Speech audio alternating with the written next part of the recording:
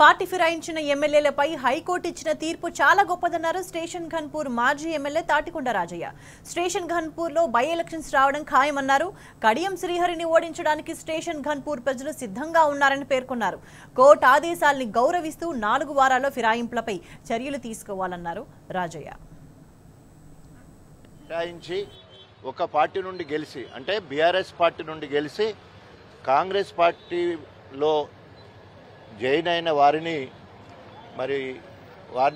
అనర్హత వేటేయాలని చెప్పేసి బీఆర్ఎస్ సంబంధించిన ఎమ్మెల్యేలు ఇప్పటికే స్పీకర్కి కంప్లైంట్ చేయడం జరిగింది. స్పీకరు సరిగ్గా రెస్పాండ్ కాకపోవడం వల్ల హైకోర్టులో కేసు వేయడం జరిగింది. ఇన్ని రోజులు తీర్పును రిజర్వ్ చేసి పెట్టి ఈరోజే ప్రకటించడం జరిగింది. ముందుగా హైకోర్టుకు సంబంధించిన న్యాయవాదులకు వాదించిన న్యాయవాదులు కావచ్చు, జడ్జికి ప్రత్యేకంగా కృతజ్ఞత తెలియజేసుకుంటున్నాం. అదేవిధంగా తీర్పుకు హర్షం కూడా వ్యక్తపరుస్తూ ఉన్నాం. ఈరోజు 4 వారాల సమయంలో స్పీకర్ కార్యాలయం అంటే సెక్రటరీ గారిని ఆదేశించడం జరిగింది. వెంటనే పార్టీ ఎమ్మెల్యే పదవిని అనర్హత వేటేయడానికి మీకు అడ్డంకులు ఏమున్నాయి, లేదా ఎలాంటి చర్యలు తీసుకున్నారు, పార్టీ ఫిరాయింపు మీద ఎలాంటి చర్యలు తీసుకున్నారో 4 వారాలు చెప్పాలా. ఒకవేళ మీరు 4 వారాలు చెప్పకపోతే సుమోటోగా మళ్ళీ మేమే తీసుకొని తప్పకుండా చట్టపరంగా రాజ్యాంగబద్ధంగా నిర్ణయం తీసుకుంటామని చెప్పడం జరిగింది.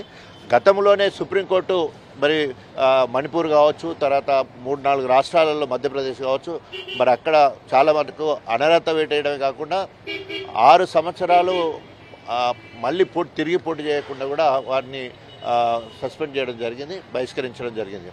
సో ఆ రకంగా వీరికి కూడా ఈ 4 వారాల సమయంలో వీరు కూడా నిర్ణయం తీసుకోవాలి. ఎందుకంటే నిర్ణయం తీసుకుంటే 6 సంవత్సరాలు అనర్హత వేటేసేది ఉంటే నష్టపోతారనే ఉద్దేశంతో మళ్ళీ అవకాశవాదులు లెక్క రాజీనామా చేస్తానికైతే అవకాశం ఉంది, రాజీనామా చేసి పోటీ జరగడానికి అవకాశం ఉంది.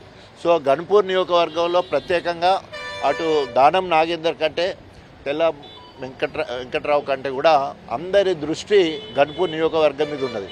కారణం ఏంటంటే డబల్ ధమాకా ఇక్కడ. అంటే ఆయన ఎమ్మెల్యే ఉండి పార్టీ మారిండు, బిడ్డ ఎంపీ టికెట్ ఇచ్చి పార్టీ ఫండ్ ఇచ్చిన తర్వాత నమ్మక ద్రోహం చేసి కాంగ్రెస్ పార్టీలోకి పోయిండని చెప్పేసి మొత్తం నియోజకవర్గం కాదు తెలంగాణ మొత్తంలో ఒక చర్చ జరిగింది.